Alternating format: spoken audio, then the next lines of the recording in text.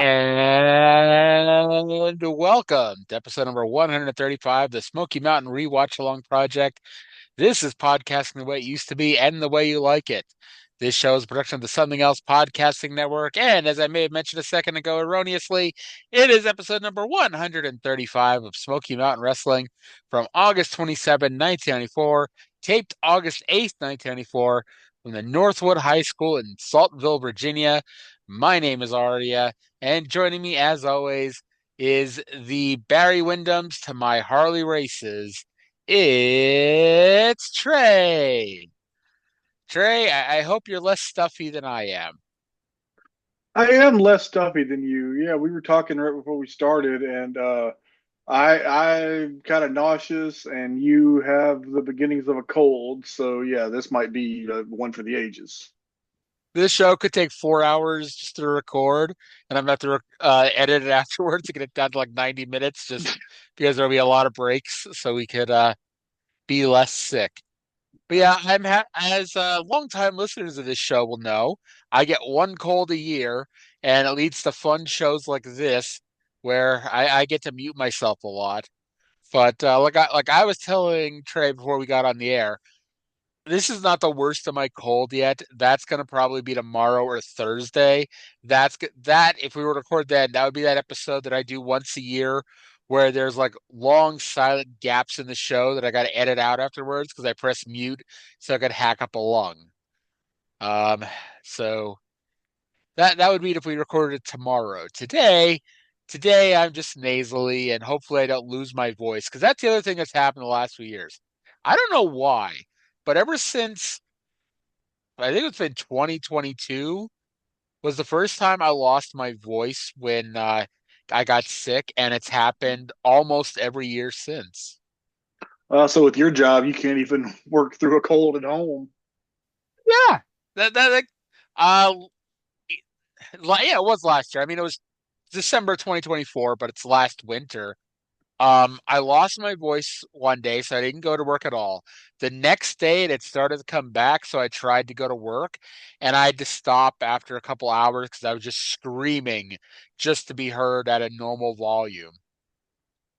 So, Yeah, don't push yourself before you're ready. It'll make it worse. nope, nope, nope. But honestly, if it like if my cold was at tomorrow's point, I would have told you to take over the hosting, and I just kind of chime in with what I had. I think we did Oh, that before too. oh, I'd have to completely rewatch the shows and take notes again. I take notes differently from when I'm running the show than from when I'm just commenting. I think part of it too is I'm so thorough with my notes that it's like you don't have to be because I usually pick up on Yeah, most things that you're going to. yeah, that too. But yeah, if you ever listen to the Oh My God cast, that's like the difference in detail is a lot that you get from me. Well, let's dive into the show here. Let's go to the intro with Bob and Les, and they're going to be joined by a few different people at the desk. Wrestling, professional wrestling the way it used to be and the way you like it.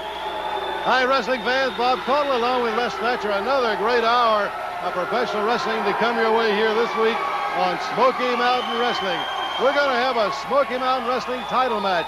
The Dirty White Boy is going to put the title on the line against Killer Kyle. And, of course, Kyle will have with him Jim Cornette. Les, that wild team, I don't really have... Wait a minute. Jim back up, Les Thatcher. I got something to say to the man with the microphone. Wait a minute. I don't care. These guys can't wrestle. I don't care what else you got to talk about. I don't care what else anybody out there has to do. I got something to say.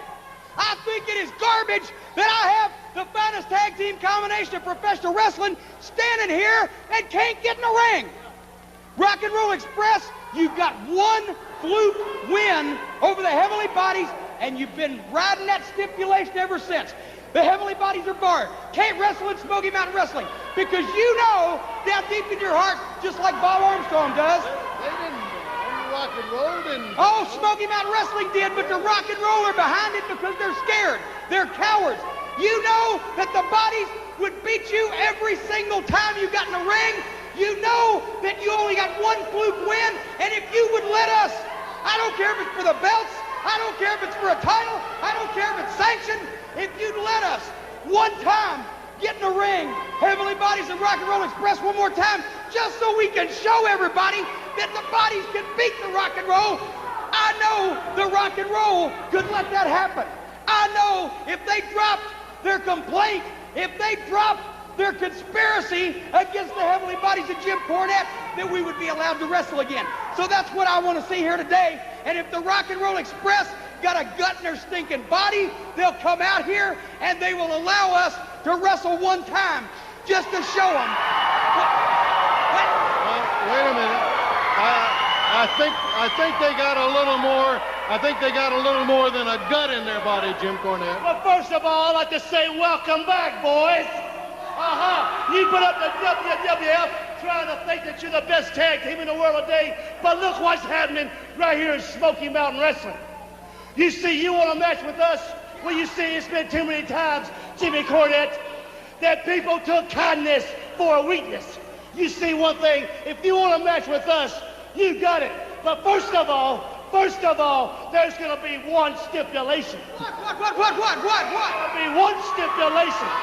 You always get a manager. Now, today, you will have a match with us today, but we're going to have ourselves a manager. I'm going to be the stipulation today, you baggy bratches baboon. And these boys are going to show you where it's at. The greatest team in the country today. And it's my pleasure, before these matches over today, I'll be their manager. And I just hope you get close to me, baby. All right. Can't do that. Now who's gutless? Now who's gutless? Is that the... Oh, gee. If that's the way it has to be, that's the only way we... Oh, we'll take it. All right, you heard Cornette. Through the crying towel and all, Les. We'll take it. We got a title match on our hands. Is that what I'm hearing It's here? going to be a non-sanctioned match, I'm sure of that. All right, we got to draw for Beat the Champ here real quick. All right. Chris Candido is going to defend Beat the Champ here. Let's see what we can get. And we've got Lance Storm against Chris Candido on Beat the Champ today. Great card, Bob. All right, fans, we're going to be back. We'll be ready with the action right after this. So I think this is proof that Jim has the temporal ham radio, because how else would he know of our new drop? You can't do that. If he wouldn't have looked into the future and saw that I found that. Now, I want to sit here and say that this is Smoky Mountain going back on yet another stipulation. And it's possible this was always planned anyway, but I get the feeling that the Jericho's broken arm and Jim had to basically redo the TV has given us kind of, I don't want to say a weird show, but like we'll get to it. Like people who have competitive matches don't typically have competitive matches in back-to-back weeks unless it's a beat the champ situation. But we have a few people who just had a competitive match last week or in real life an hour ago that they're going to now have another competitive match on TV. And so I think it might have to do, I think Jericho may have had a lot of rebooking, or they had to do a lot of rebooking because of Jericho. Yeah, it's obviously they had the bodies for the weekend. And I don't know what the original plan was, but I assume that whatever was intended for this TV had to be changed because of Jericho's injury. Yeah, like I doubt that Lance was going to be randomly drawn for Beat the Champ. I mean, maybe he was, but you know, that does seem to be more in line with last week's promo. That was definitely not planned. They weren't planning on announcing Lance is going to be a single from now on, until you know Jericho fucked up his arm. Say we're gonna get another match between the Rock and Roll Express and the Heavenly Bodies, because hey, you know, you just knew that April wasn't going to be the last match. It's been too long. I was jonesing. The funny thing is, I do think this is the last match, because by the time they do come back, that they don't come back until Ricky Morton quit slashes. Well, I guess he gets fired more than he quits. But yeah, so I think this is actually it for this little feud here. A legendary feud. And, it's not. Yep. It's not, the Rock and Roll against the Midnight Express, but it's the sequel. Yeah. And I mean, they got 2 feuds out of this, well, the same team name anyway. Yeah. So we go to the ring for our first match. It is Chris Hamrick and Dubious Dan Dubiel versus the Gangstas, as Les called them. Jack pinned Dubiel with a 187 and then marked him with an X. I'll be honest, like I don't say I got confused, but at the end they were throwing the jobbers out of the ring, and they went to throw Dubiel out of the ring, and I thought, well, Dubiel couldn't take a bump out of the ring, but it turns out I think it was more Jack forgot that he's supposed to put the X on him. Yeah, Bob called the Gangstas evil personified, which I thought was kind of stiff. Well, I mean, Daryl Van Horn was just in this territory a few months ago. I kind of miss how fucking wacky Daryl Van Horn was. Where's Prince Karis when you need him? We don't need Prince Karis, but I wouldn't hate. I didn't hate having Daryl Van Horn.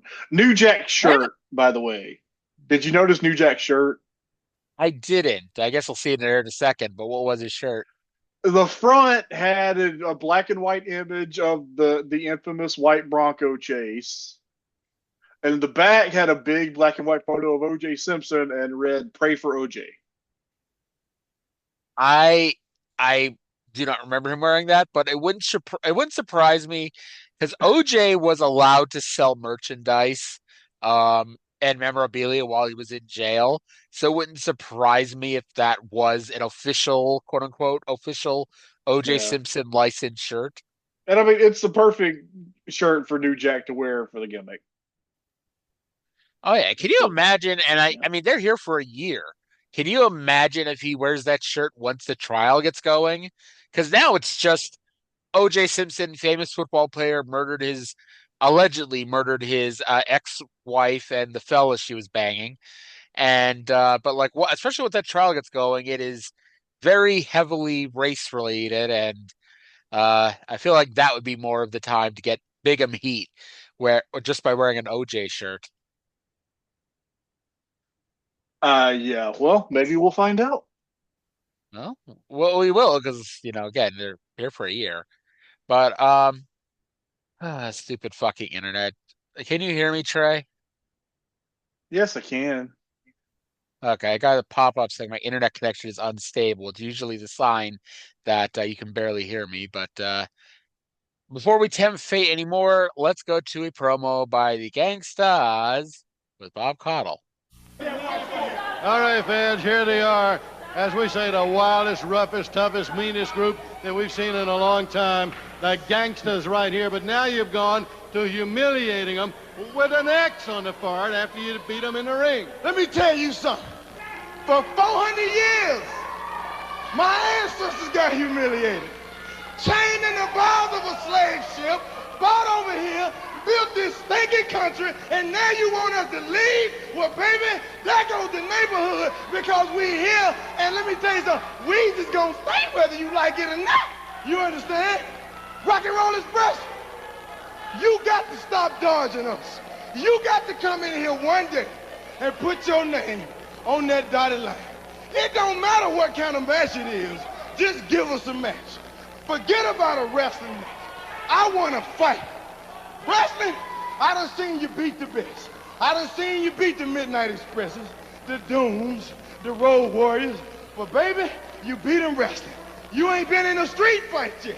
You ain't been in a fight where somebody taking something and bashing you upside your head. You ain't been in a fight where I get to stick my fingers in your eyes and pull them out so you can see me kicking your own butt. You ain't been in that kind of fight yet.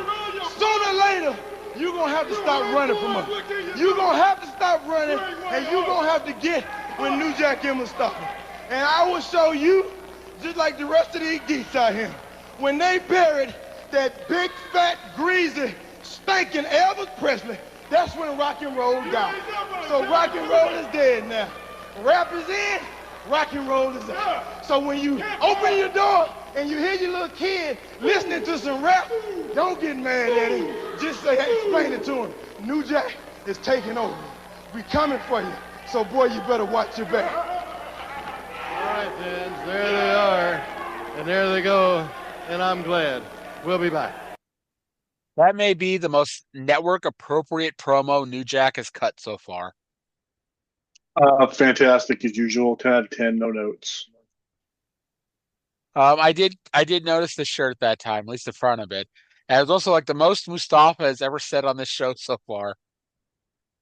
I don't know if I'd want to hear him actually cut a promo, but it was the most he's ever said anyway.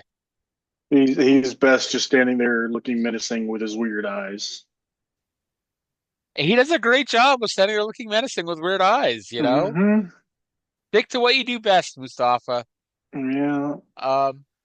And I gotta say, if I'm Ricky and Robert, I am not asking for any kind of street fight. I want a regular wrestling match against these two. Maybe a 2 out of 3 falls. Pure rules. Well, I imagine what their stamina is. Like, I can't imagine getting New Jack in the ring for 2 out of 3 falls. He would need to win those 2 falls really quickly, because if he's got to go, I don't think he has the stamina for it.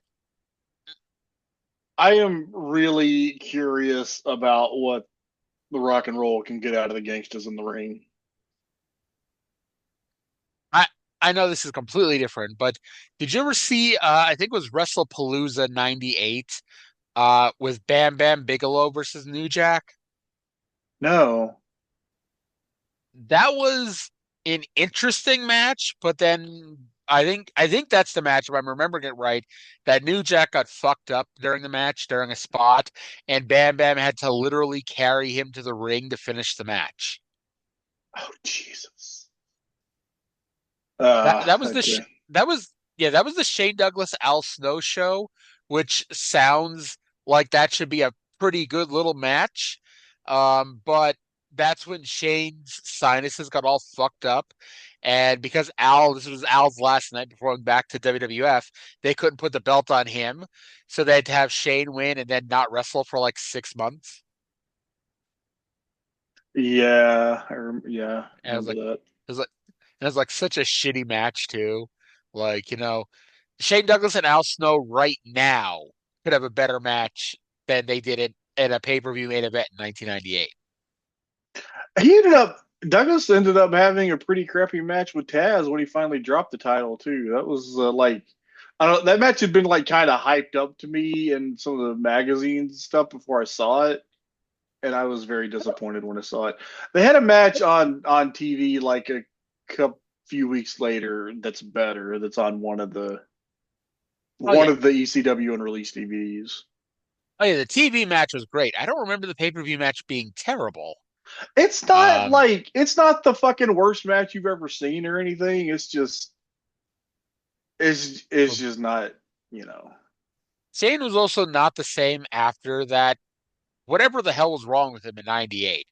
Whatever the hell happened to him with his sinuses and all that, he was never the same after that.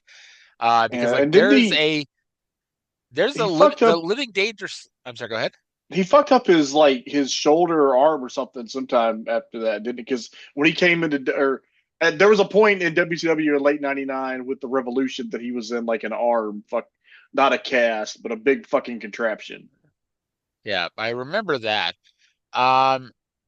Living Dangerously 99, he did a tag match. It was him and Dreamer against Lance Storm and Just Incredible.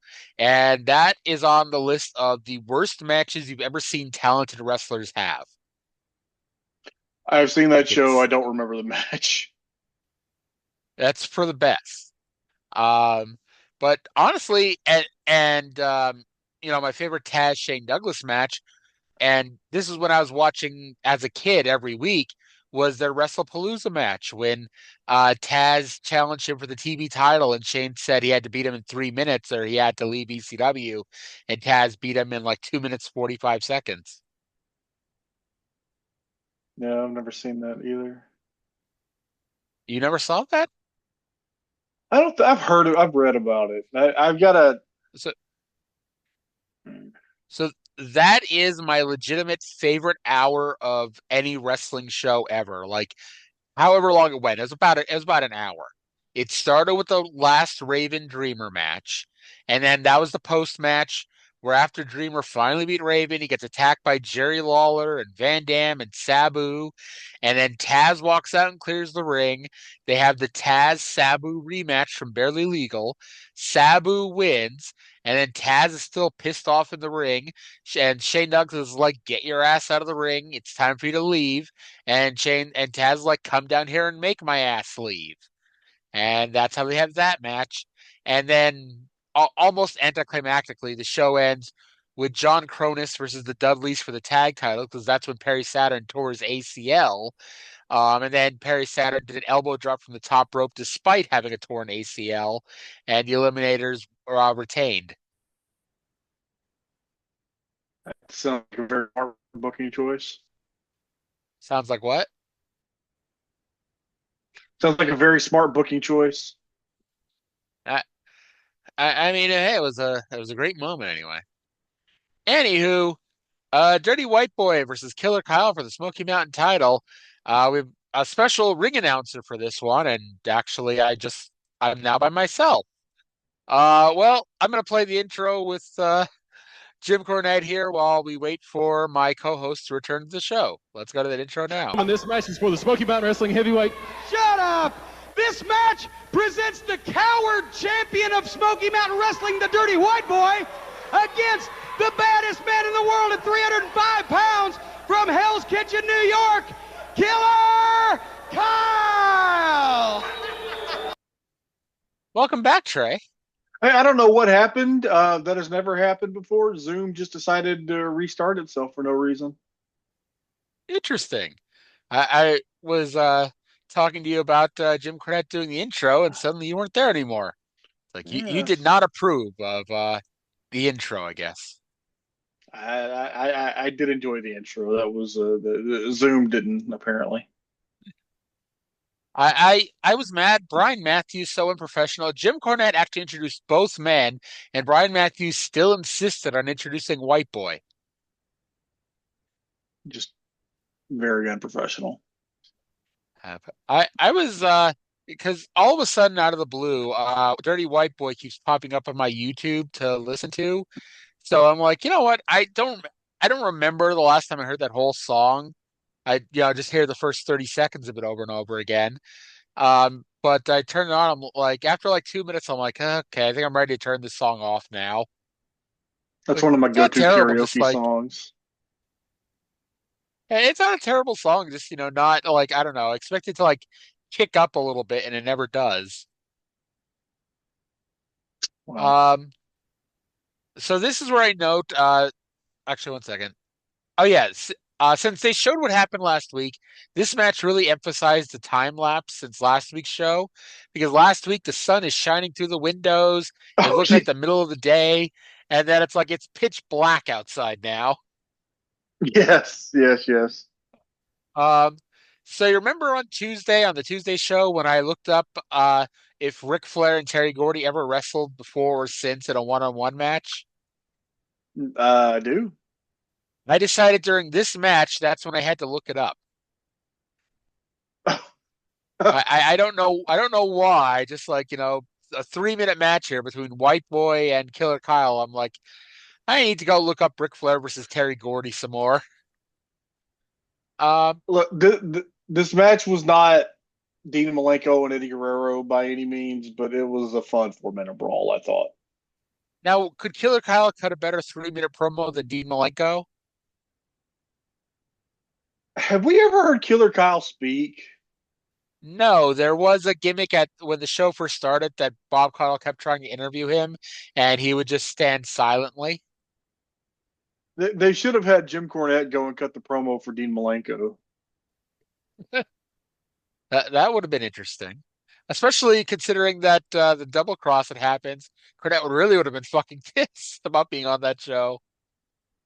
Well, the whole fucking thing when Cornette did that one appearance for ECW and what was it, 97?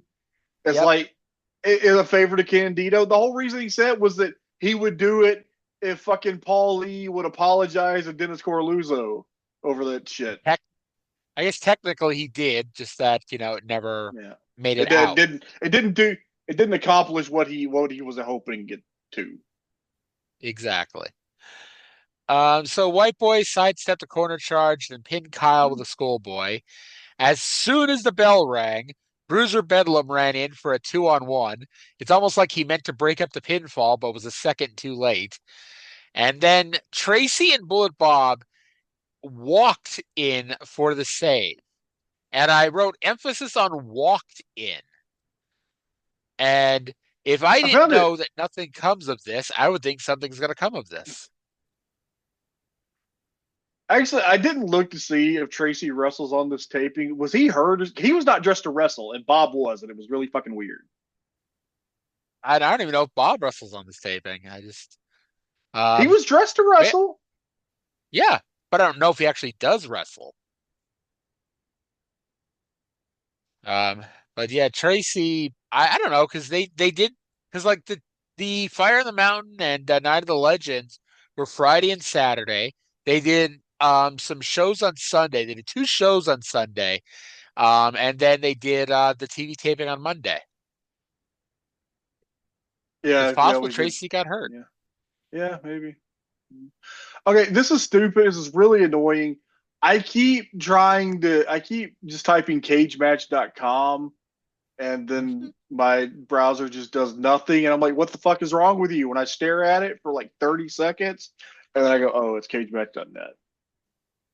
I was going to say, when you're saying it, isn't it cagematch.net? If you want to read it in the original German, which I did before they had the English version, it is cagematch.de. Yep. That's why it's like when people kept telling me to go in Cage Match, I'm like, isn't it in German? Like, I know I took a couple years of German, but it doesn't mean I know German enough to go on the website. Well, like it is, but it's like you can mostly figure it out. True. Plus, they did make the English version of the site, so yeah. And I took German in college for 2 semesters. It's like I don't remember it. I remember way more Spanish, but German, like, even if you don't know German, if you're a native English speaker and you look at German, like, it almost makes sense. True that. Why are we talking about German? Right. Because you talked about Cage Match. Oh, Cage Match. Okay. Yeah. Let's talk about fucking personality profile with Chris Candido, I guess. Let's talk about the triple champion, Chris Candido. They showed us a replay of their tag team title loss last week. And now Chris Candido is in the ring. Let's go to Double C right now. Chris, so there it is. You no longer have a tag team partner nor the championship belts. First of all, before I get to that, there's a few things I want to talk to you people about. Everybody thinks it's real funny that I got this thing on my head covering up my bald head that once had that beautiful natural blonde hair on it. We beat Ricky Morton fair and square. If he was a real man, he should have sat in the middle and shaved his head. But he attacked me like a coward and tried to mutilate me. So now Ricky Morton wants these matches with me, where if he beats me... fair and square? Yes, I beat him fair and square. Now he wants these matches with me, where if he beats me, I gotta take off this hood and show all these hillbillies my bald head. It's not gonna happen. Hair grows back, and Ricky Morton in these matches... If I beat you, your head's gonna get shaved, and I promise I will beat you, and not only shave your head, but break every bone in your stinky old rickety body. But now, besides that, you know, Brian Lee was a hindrance to me for a long time. I carried that big goof on my back for 6 months. He did too much thinking on his own. What we need, myself and Tammy Fitch need as a partner, is somebody big, somebody strong, and somebody stupid. And Brian Lee was all those things, but I got somebody bigger, I got somebody stronger, and I got somebody, believe it or not, even stupider. You know, when I was back home in New Jersey, there was this kid in town, and every town has one, a great big bully, bigger than everybody else, meaner than everybody else. I knew him all through grade school. I don't even know if he went to school himself, but he was there every day beating up kids, stealing their lunch money, stealing their milk money. And when everybody would start getting on my case because of how beautiful I was, my beautiful natural blonde hair, because of the great athlete that I was, I could take care of 1 or 2 of them myself.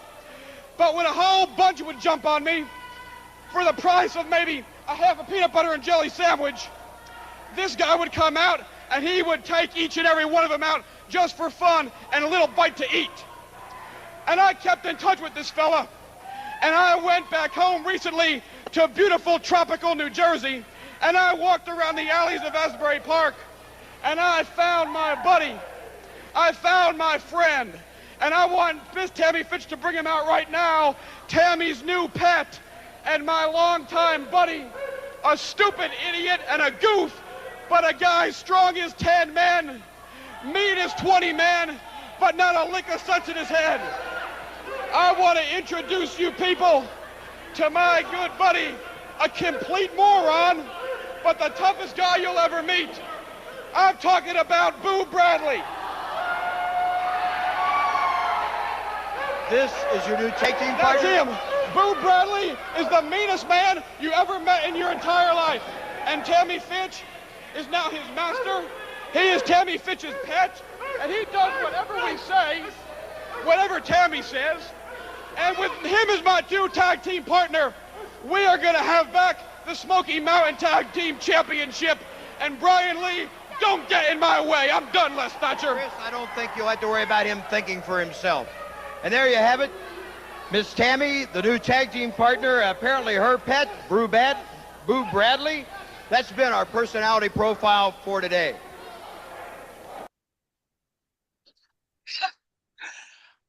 I knew Boo Radley was coming in, but I didn't think it was till the end of the year. I did not realize it was the same TV taping that Candido broke up with primetime Brian Lee. Yeah, I did not expect that. I gotta say, I do four. I said, I do 5 different fucking classic wrestling shows that I have to watch for different shows, and Balls Mahoney has now been on 2 fucking shows this week, and neither of them were ECW. I watched the ECW show for tomorrow on marksofwrestling.com, and I'm like, okay, Balls Mahoney's on this show. That's going to be 3 shows this week, and then Balls wasn't on the show. You remember when he did the TNA version of the ECW reunion and they called him Cajones? Yes, and I had to explain to Cindy this week, because Balls is on TNA this week, by the way. I don't know if you remember, but Salmon was bringing in Balls Mahoney to team with against CM Punk and Julio De Niro. And I had to explain to Cindy that his name wasn't changed because they didn't want to call him Balls. His name was changed because they got a fun little legal letter from Jerry McDivitt. Do you remember a PWI would never call him Balls? They would only call him Mahoney. Or my other favorite, B Mahoney. B. Mahoney. I even remember one time, because I always wondered that too. I knew, even when I was a kid, I know, it's slang for testicles. But I'm like, what was the big deal about writing balls? And someone once wrote a letter to PWI, and it was like, I demand to know, why don't you call redacted Mahoney by his real name? And they basically said, well, because dumbass, it's inappropriate. That's dumb. It's dumb. Yeah. Well, I mean, it's not PWI's fault that B. Mahoney was always winning just enough matches to be in the top 10. Yeah, he came out barking like a dog. He is not a moon dog. And believe it or not, and I'm always surprised when I rediscover this, he's part of this company until the end.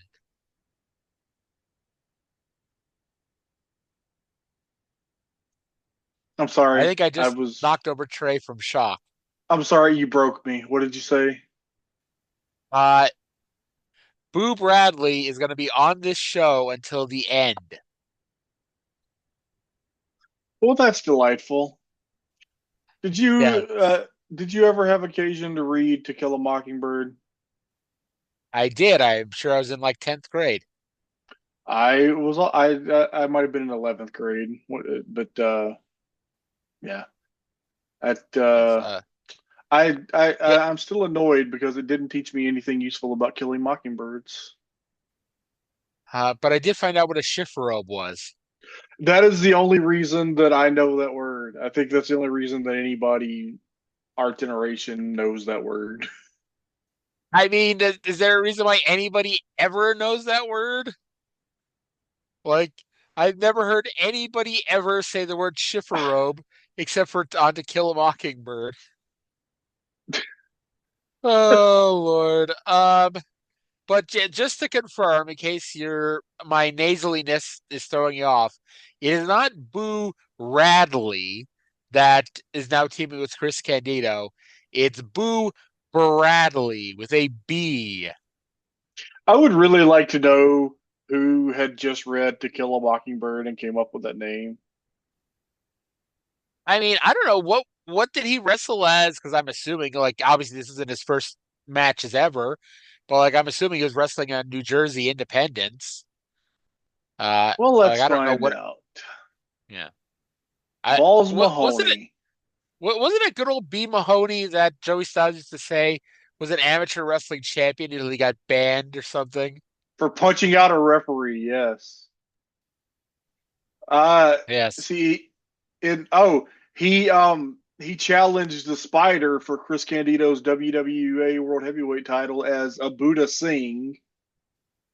And the Spider was And Headbanger Mosh, right? yep, and he did jobs in the WWF under his real name, John Reckner. But yeah, like a Buddha Singh mainly was his. Yeah, That's like yeah. that stands out like when you hear that Bastion Booger used to be Mockin' Sing. It's like Bastion Booger, Norman the Lunatic, they used to be Mockin' Sing.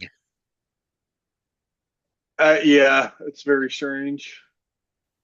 We almost have to watch 1990 WCW just so you can see Norman the Lunatic and Abdullah the Butcher as a babyface tag team.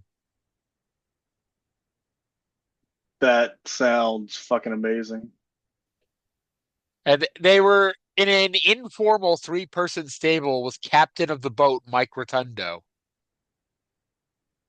Now that's a WAR worthy trio. Yes.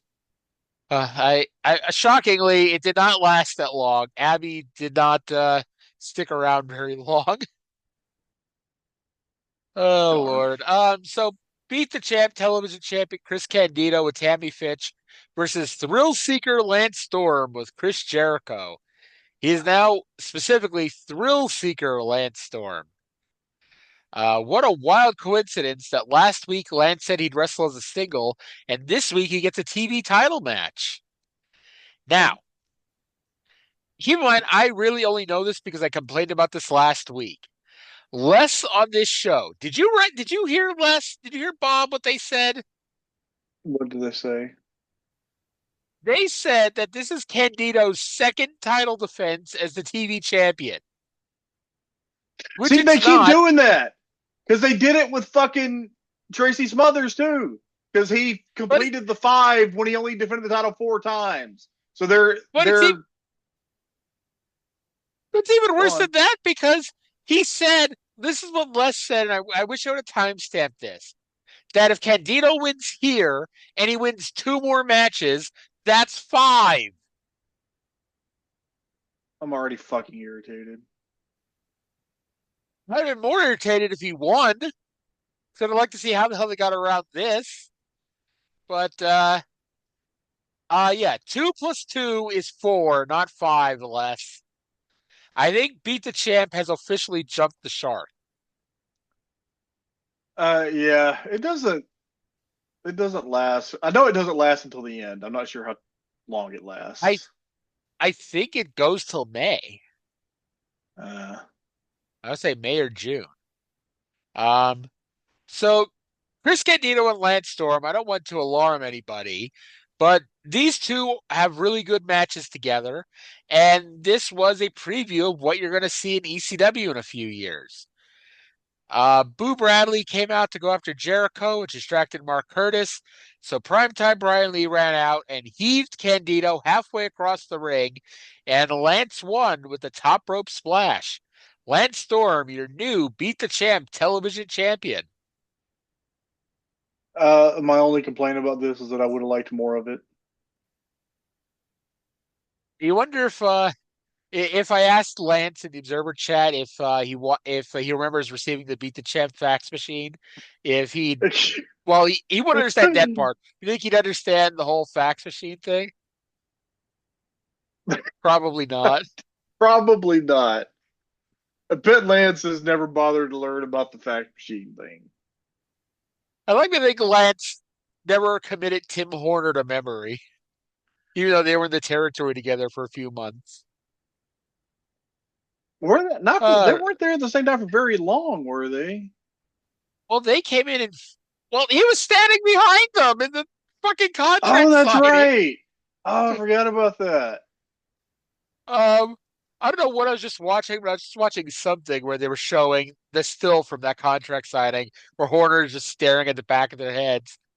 But yeah, they were together for like 3 or 4 months, really.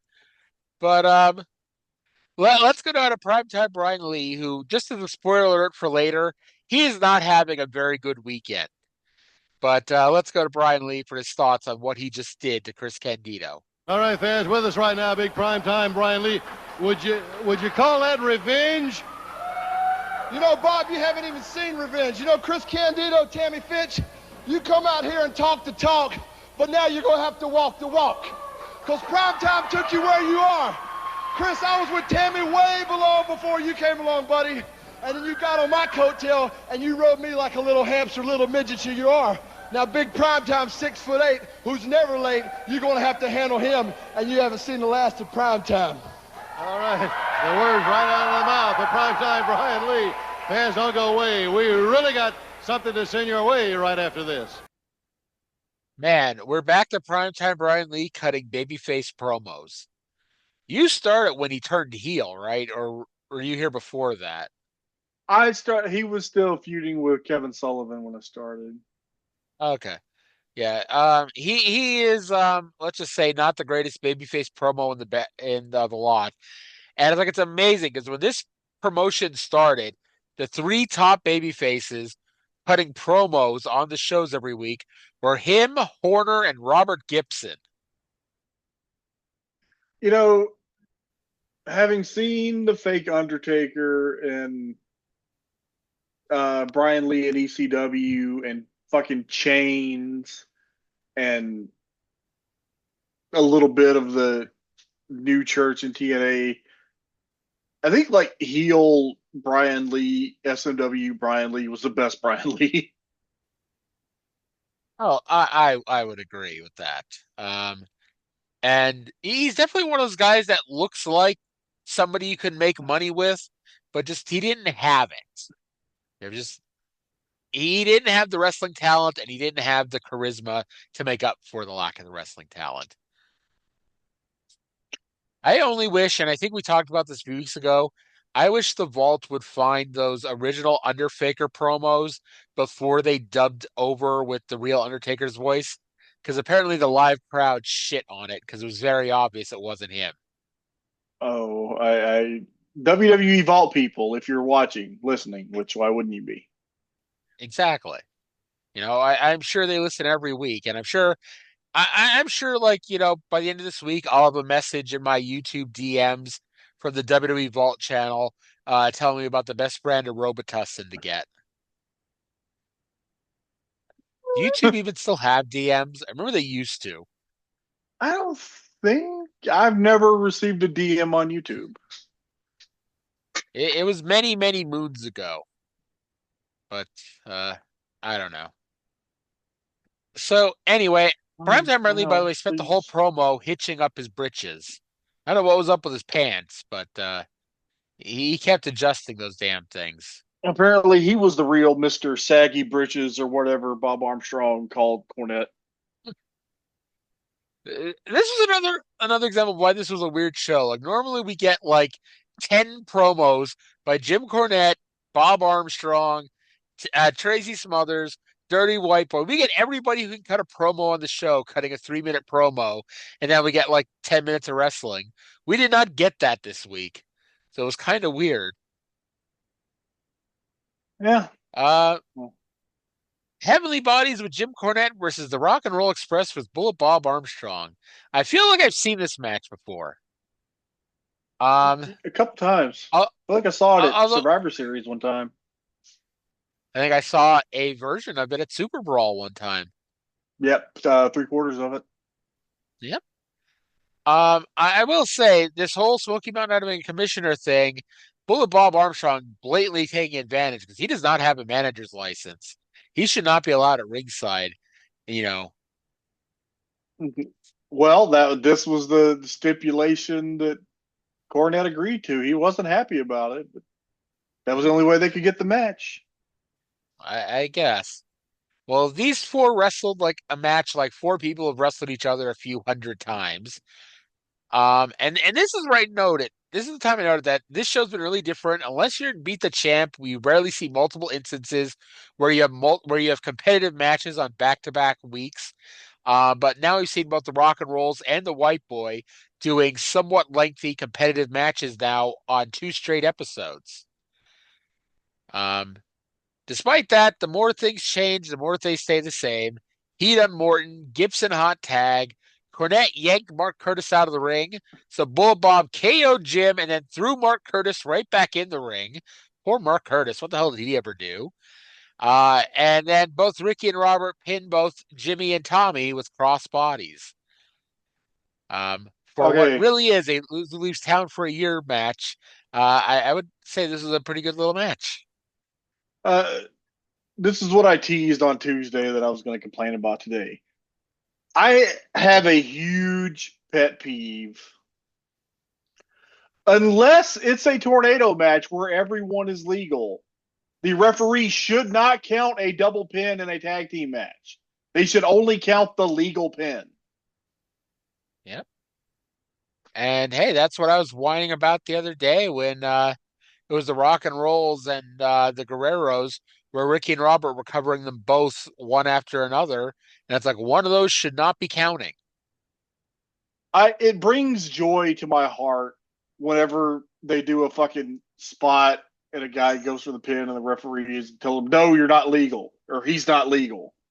I would really like, and look, I have said before, like if I had my own wrestling promotion, I would have a thing where it specified if a tag team match was Australian rules or Mexican rules. But if it is an Australian rules tag team match, I want the fucking rules enforced. I still want that match that Jericho talked about in his book, where he had the borderline down the middle of the ring, and you can only pin your opponent on your side of the line. The segregation match. Yes, that sounds like it would be a fun match. As soon as you said the match in Jericho's book, I knew exactly what you were talking about. But yeah, here's the thing I had asked, and I understand. Wrestling is a work. This was not going to happen. But let's say, and I don't know which side was even the legal man in the ring. But let's say whoever Robert Gibson was pinning, like they were the legal man while Ricky was pinning the other one. What if the one that Robert was pinning kicked out? Do you think Mark Curtis would have stopped if the one that Ricky was pinning didn't kick out, even though the one Ricky was pinning wasn't the legal man? No, look, Mark Curtis is tired. He referees every match on every one of these shows unless Murray McMurray or whatever his name is happens to be around to referee a Legends match. Whatever happened? There were other referees on the show. What the fuck ever happened to them? Mark Curtis has been refereeing every fucking match for weeks now. Because they decided to let Brian Logan wrestle, I guess. But it wasn't even Logan. Like there was another guy. I don't remember his fucking name, but it's like Mark Curtis has gone from refereeing half the matches to all the fucking matches, which also leads to moments where he's got to referee despite having a giant blotch of Jericho's blood on his back. Yeah. Oh God. Anyway, again, I could be wrong, but I believe this is the end of the Heavenly Bodies until next August. So I hope you enjoyed them while we had them. I did enjoy them very much. Yeah. Of course, we'll find out next week that they're like challenging for the beat the champ or something, because that's just what would happen. Both of them at the same time. Yes, it'll be a triple threat match. So let's go to a show closing promo by your Smoky Mountain Heavyweight Champion, the Dirty White Boy. With me right now, the Smoky Mountain Heavyweight Champion, Dirty White Boy. You saw him retain that title today, but White Boy, it looks like Cornette. He's got them lined up all in a row. You know, Bob, after White Boy. You know, Bob, I've got a lot of matches already signed for this Smoky Mountain title. But I'm going to talk to the commissioners, to the board of directors, and all I want in Smoky Mountain Wrestling, the only person I want is Bruiser Bedlam. We've got a score that we've got to finish. You understand me, tough guy? And if Jim Cornette sticks his big possum butt in the way, I'll grab him by the goozle and squeeze it until his eyeballs pop out. I'm getting sick and tired. I've gone through hell and back to regain this title, and there ain't no way on the face of God's green earth some Bruiser Bedlam is going to take this title. So you boys, cinch it up, and Jim Cornette, get you all the union you want, and you bring them on after the Smoky Mountain Heavyweight Champion, because I'll be standing there looking straight at you. All right, fans, the Dirty White Boy. So when White Boy says he's got a lot of matches signed for the title, I was begging him to tell us one match he has signed to defend his title right now. Well, he's going to wrestle Bruiser Bedlam in Morristown, and he's going to wrestle Bruiser Bedlam in fucking Murray, Kentucky, and then he's going to wrestle Bruiser Bedlam in Picklefucker Junction, West Virginia.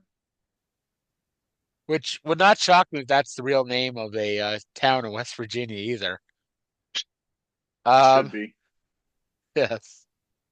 So, yeah, he wants to instead wrestle Bruiser Bedlam, and hey, I want to wrestle a guy that I know I could beat. Makes your title defenses a little easier. See, he already pinned him in a singles match, but now he's mad at him, so they got to wrestle for the title. I already got my revenge. Now I want more revenge on you. Oh, Lord. What? Oh, so that was Smoky Mountain, and it's like, we're not directionless. The problem is the top of the card is directionless because, Cornette lost his next two heel challengers back to back, and it's like, I don't know. I know they're going to go with Bruiser Bedlam here, but they need to find somebody, and hopefully soon. You can argue that it doesn't matter, but fucking Bruiser Bedlam should have pinned Dirty White Boy in that match last week. Definitely. Especially because it's like, when Jake was started no-showing the events, they had him replaced by Bruiser Bedlam, and White Boy would pin him. So there are enough towns that have already seen White Boy pin Bruiser Bedlam. And now we've seen him pin him on TV, too. So yeah, I don't think that was not the choice that I would have made had I been the booker. Well, 135 down, 65 to go. We are less than a third away from the finish line here. Oh, all right. So before we go into what else happened in wrestling, there's a promo I've been teasing for a few weeks that I've been wanting to play. If you play that fucking Dean Malenko promo again, I quit. My name is Dean Malenko, and I've been a people. No. If you want to hear that, listen to the Thursday or the Tuesday show. No, this is from the UWF. This is from Colonel De Beers after he lost the match to Paul Orndorff at Beach Brawl. He had a interview with Craig Minervini, the former Craig DeGeorge, and I believe the other guy was Brian Rico. Let's go to that promo right now. Get back to the Paul Mr. Wonderful Orndorff match, a match as we said earlier. Let's not go into him anymore. It's a known fact that the only reason that I did not cause the man to bleed severely was because he has already tested positive for HIV. I did not want to subject those people sitting ringside, those young children there, to the HIV virus. Otherwise, I believe Mr. Orndorff would have. You talk about the good-heartedness of Colonel De Beers. I didn't talk about the good-heartedness. And I don't think the fans were too pleased at all, judging by the faces around ringside. I saved them all from the HIV virus. Oh, it's Herb's show. You can do whatever you want. I had heard of that before. Like, I had heard of that before. I had never heard it. Holy fucking shit. Paul Orndorff has HIV. That's why he didn't beat him in the strap match. What was his name? When he was a job guy in Mid-South, Ed Wiskowski? Yep, Ed Wiskowski. He's the crippler, where he would sit his opponents on the mat, sitting straight up, and then he would jump on their head, neck, and shoulders. How he did not break everyone's neck. Knees and toes. Hey, in many cases, they were almost all the same. All right. So, Colonel De Beers. I got to say, the best and worst excuse to ever lose a match in wrestling history. Oh, God. Go ahead. You really could do whatever you wanted on a Herb show. Yes.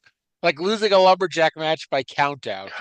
Because I love Mick Foley, but especially when watching these ECW shows, it's like Mick Foley in 1994 refused to beat Jimmy Snuka.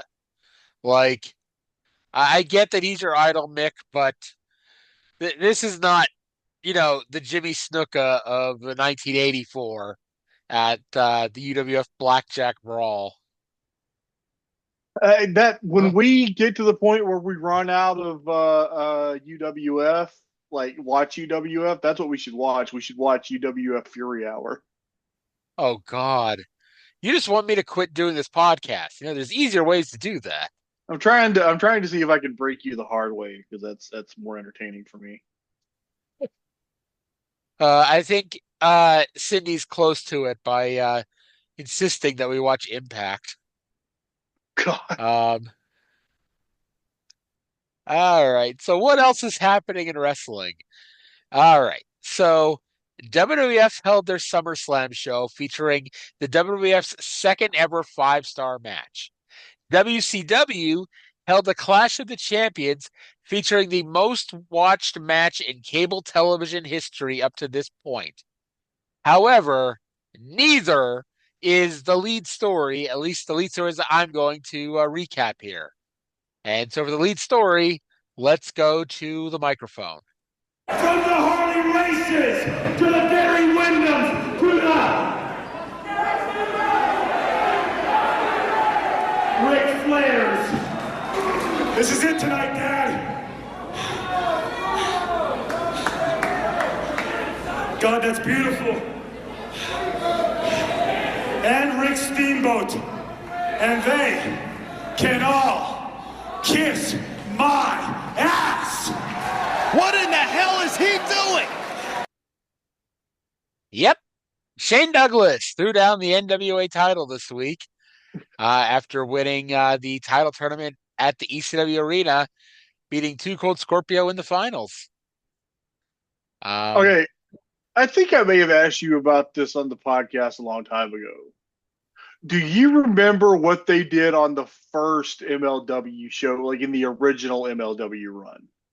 Oh, God, no. I got no idea. They did exactly this. They had a tournament for the MLW World Heavyweight title, and Shane Douglas won and then refused the belt and threw it down. And it's so funny because if you look at, like, I don't know if they still do, but they used to play like a little thing of all the champions. They don't even recognize Shane Douglas as the MLW World Heavyweight Champion. And many years ago, like in early Twitter, I asked Court Bauer why he did that, and he just straight up said, I was 21 and a shitty booker. That points for honesty to Court Bauer. But I actually and I asked this on Twitter the other day, but I am not important enough for anyone to give a shit about what I say on Twitter. Do you think TNA could have popped a buy rate on one of these weekly shows by building to Shane Douglas challenging for the NWA title, promising to throw the belt down again if he wins it? I think they could have built to a show that drew more than whatever the actual show that week did. I think it could have been an interesting story, and I'm a little surprised they never even teased it because like Shane was never even like push that he might get a title match. Like, that kind of thing. And it's possible that, the NWA may have been like, we don't care if you use Shane Douglas, but he cannot wrestle for one of our championships. Like that kind of thing. I doubt that. I think the NWA had pretty much gave TNA complete control over the titles for that 5-year period. That's true. I'm trying to think of anything because like it feels like such an easy thing to book, even just has like a one-off thing. But I guess the problem is you needed to have a babyface champion, and the one thing TNA did not like to have is a babyface champion. So I mean, we had Jarrett.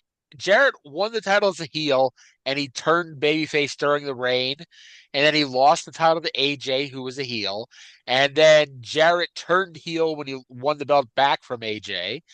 And so there's like a year where the champion is just heels. I mean, So yep, was Shane Douglas a babyface in TNA? no, that's the thing. It's like because like he would have had to have him wrestle a babyface champion in order to do that story.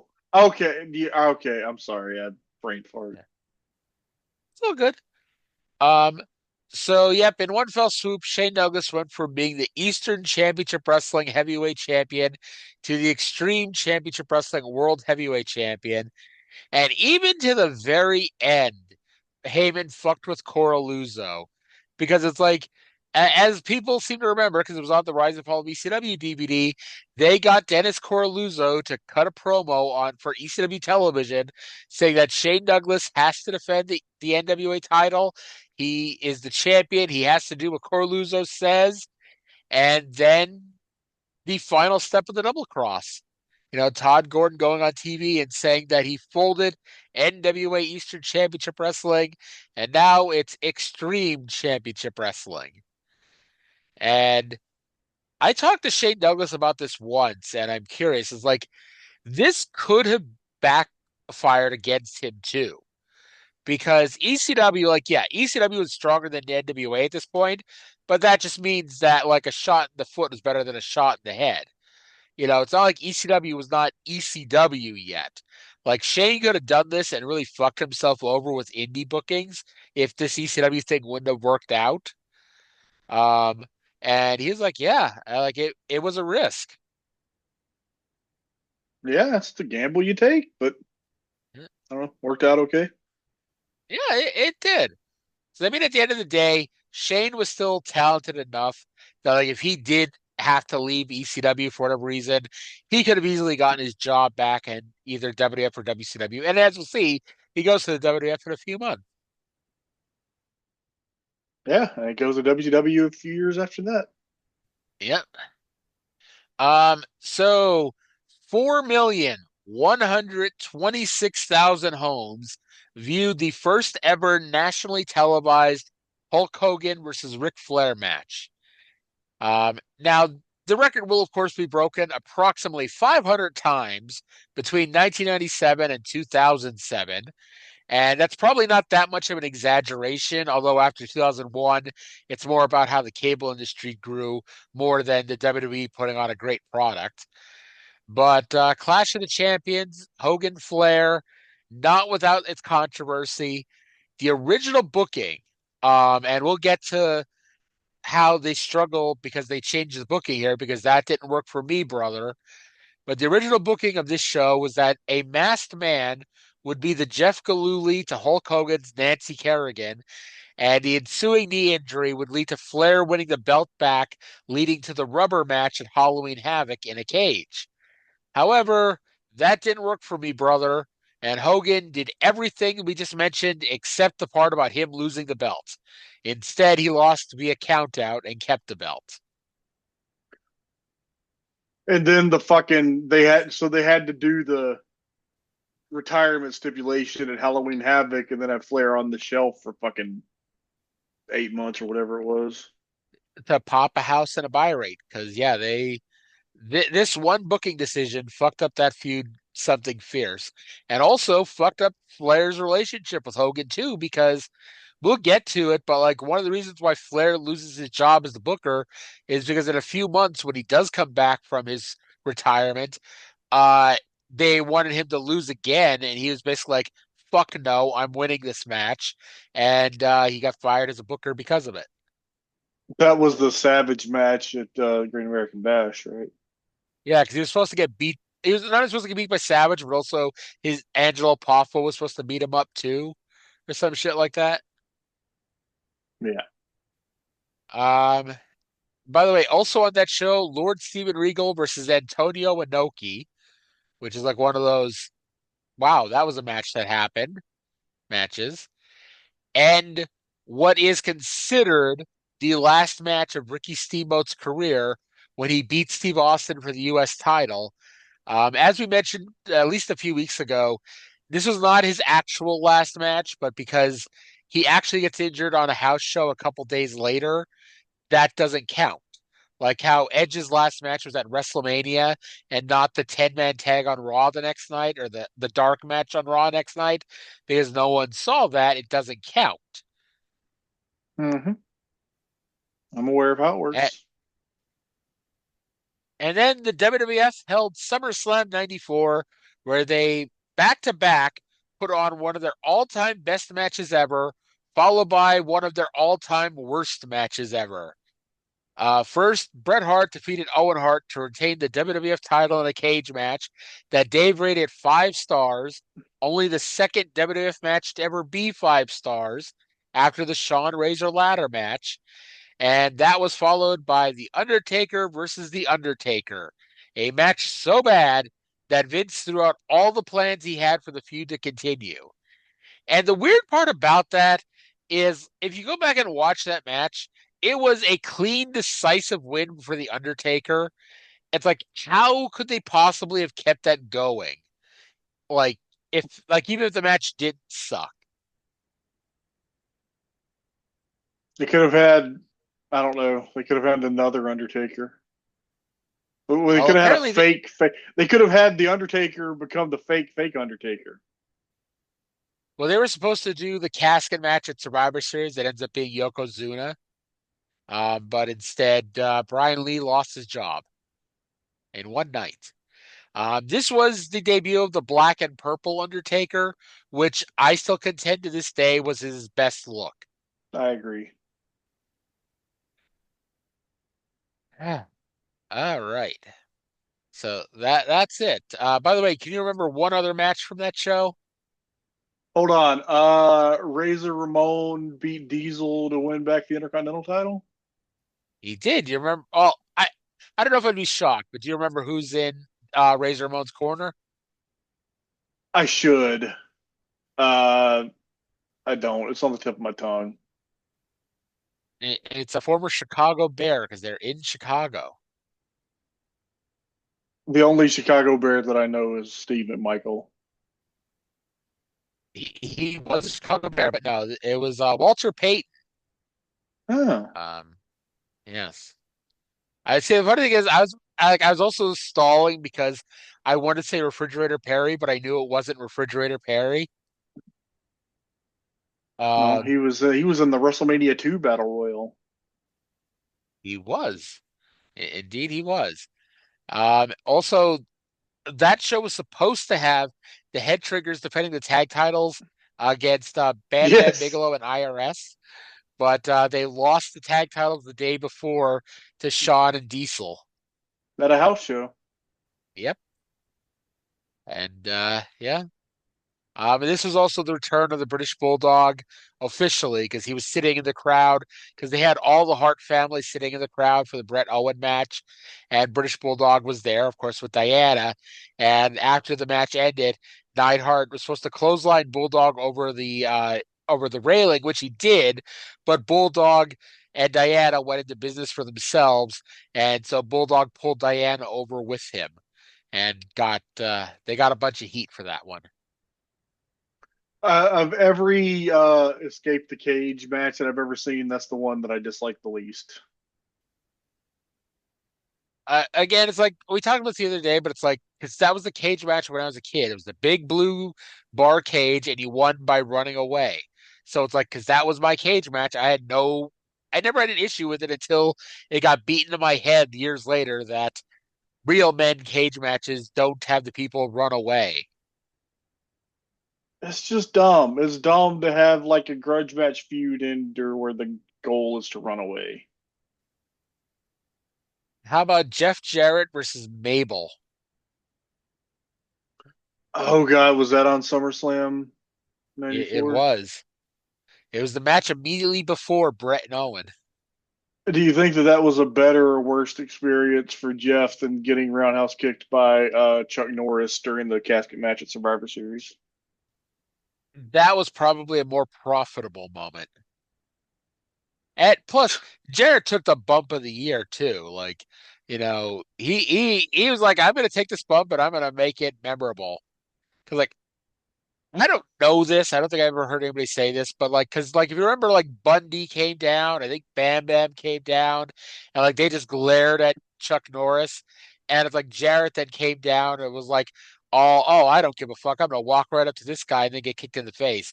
I'm gonna bet like Bundy and Bam Bam were probably supposed to take the kick to the face, and they balked at it, I'd imagine. Of those three guys, Jarrett would be the one that I would ask to do it. Yeah. All righty. So we're already at the end of August 94. Like this is going quickly, my friend. We're going to be done before you know it. Leave the memories alone. Yep. And at that point, we'll figure out if we're going to go to OVW next or where we're going to go next in the world. Let's go back and redo the first year of SMW that I wasn't here for. We joke about that, but it's like almost like it'd be fun to do it again. The Smoky Mountain Wrestling rewatch along podcast. The rewatch along project. There you go. Oh God, we be confusing the hell out of people. 201 down, negative 99 to go. And the best part is, it's like that Kevin Sullivan is the guy who's the master who has the bounty out on Brian Lee. But it's like you then get to witness just how long it fucking took to get there. Because like they did that when Brian Lee lost the title to White Boy, which was in August of '92, and Kevin Sullivan didn't show up until like the middle of November. Jeez. Yeah. And it dragged there for a while, we'll just say. But all right, so that's gonna do it for the show. We made it through to the end of the show with me only coughing about a dozen times, but they were all on mute, so hooray for that. But thank you all for listening. I hope you all enjoyed the show, and we'll talk to you all again in about 7 days. Bye.